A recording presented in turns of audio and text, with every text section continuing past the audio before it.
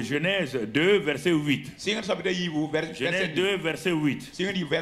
Dieu a fait tout cela. Quand Dieu fait quelque chose, il a un but.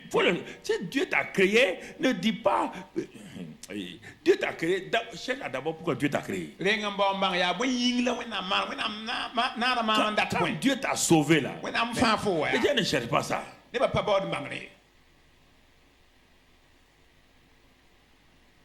Ça, c'est une des choses qui me frustre. Non, on est devenu chrétien. Non, tu n'es pas devenu chrétien. Dieu a commencé une nouvelle création avec le second Adam qu'on va voir tout à l'heure. Le dernier Adam. Il va commencer une nouvelle génération d'hommes avec Jésus-Christ qui est ressuscité d'entre les morts. Il va commencer une nouvelle génération d'hommes. Et là encore, pour un but. Il a créé le premier Adam pour un but. Il va lui donner maintenant son espace de travail. Verset 8 nous montre l'espace de travail que Dieu va donner. Donc là, il dit, l'Éternel planta un jardin à Éden. Quand Dieu crée, forme et tout, il nous bénit. Il nous met un Éden. Éden veut dire jardin de délices. Dieu nous donne un cœur nouveau, un esprit nouveau. Et Dieu prend délice à notre vie maintenant. Il prend plaisir à nous. Et si vous regardez, et il mit l'homme qu'il avait formé. Pas qu'il a créé, c'est l'homme qu'il a formé qu'il a mis là-bas. Il ne faut pas confondre les mots. Quand il a créé l'homme, il ne l'a pas mis. Parce que l'homme créé ne peut pas être dans un environnement matière. Parce que l'esprit et la matière, c'est non. Il a fallu qu'il passe d'abord à la formation. Maintenant, comme le monde a été formé, donc celui qui va diriger le monde là, on doit le voir.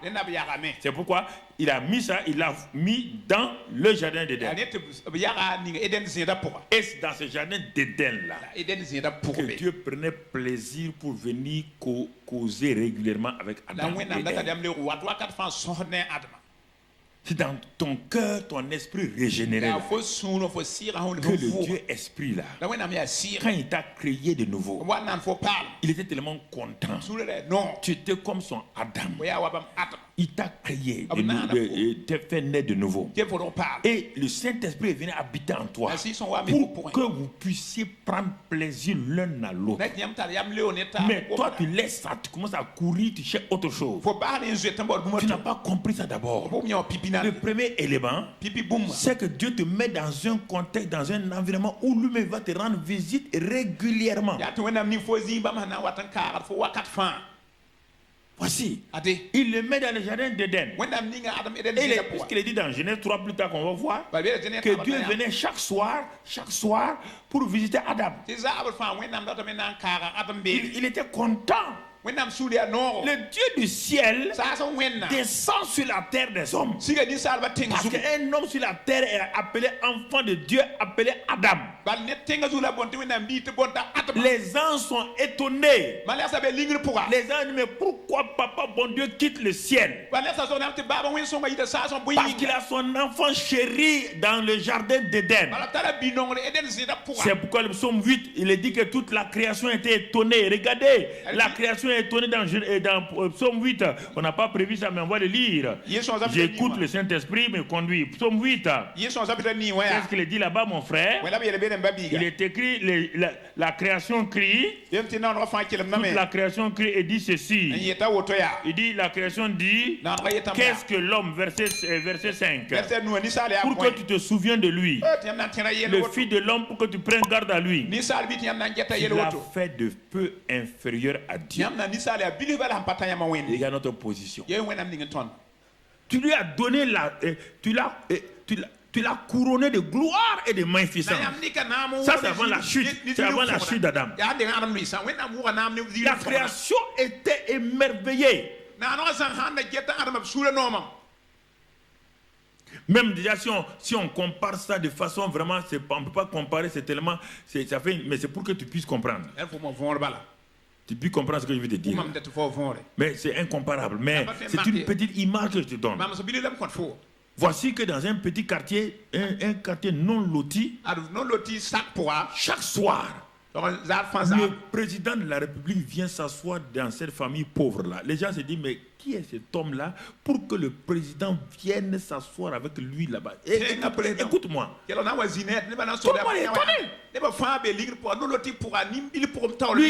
le président n'a pas d'amis pour causer.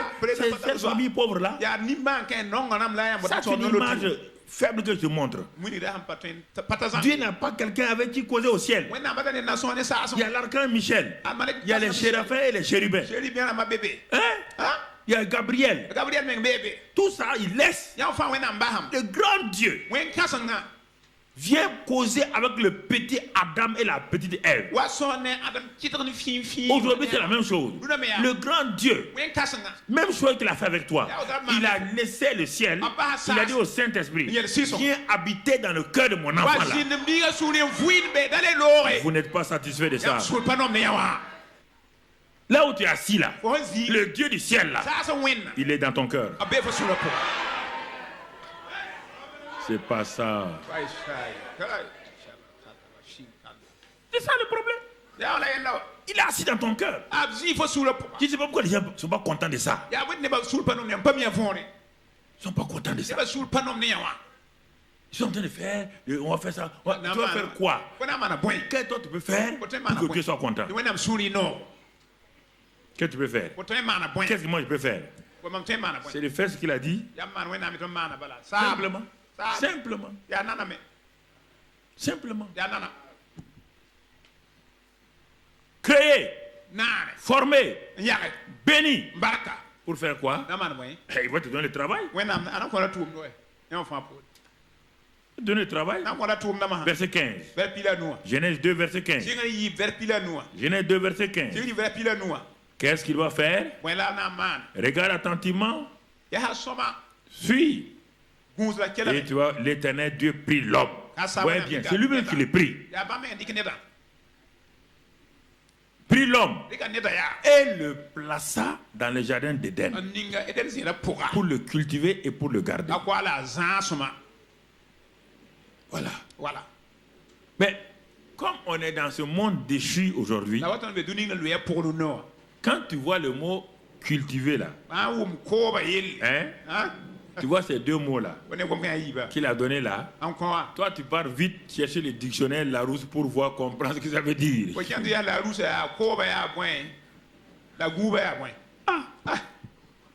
Si c'est ça là, tu ne seras pas encouragé. Ah bon? Dieu a mis, il a fait tout cela pour que Adam soit cultivateur. Donc, c'est ça, c'est pourquoi tu n'es pas enchanté.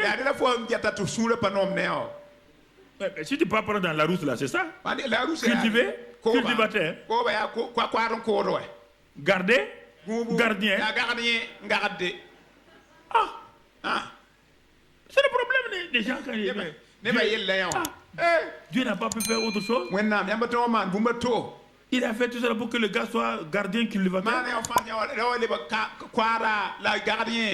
Et encore peut-être un peu plus exploitant agricole. C'est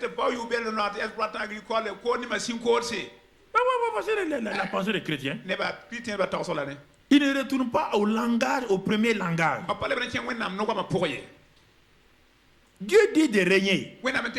C'est pas le terme de régner. Tu vas voir plus tard, c'est le terme de régner comme ça.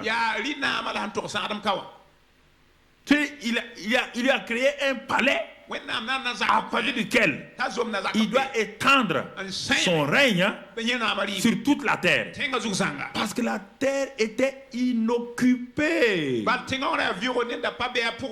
Il n'y a que Éden seulement où Adam et Ève se trouvaient avec ses animaux et tout là. Donc les animaux devaient se multiplier sous le règne de qui? Adam et Ève. Il doit disposer et ses enfants. Il doit mettre ses enfants, ses descendants chef de tel royaume, il devait remplir.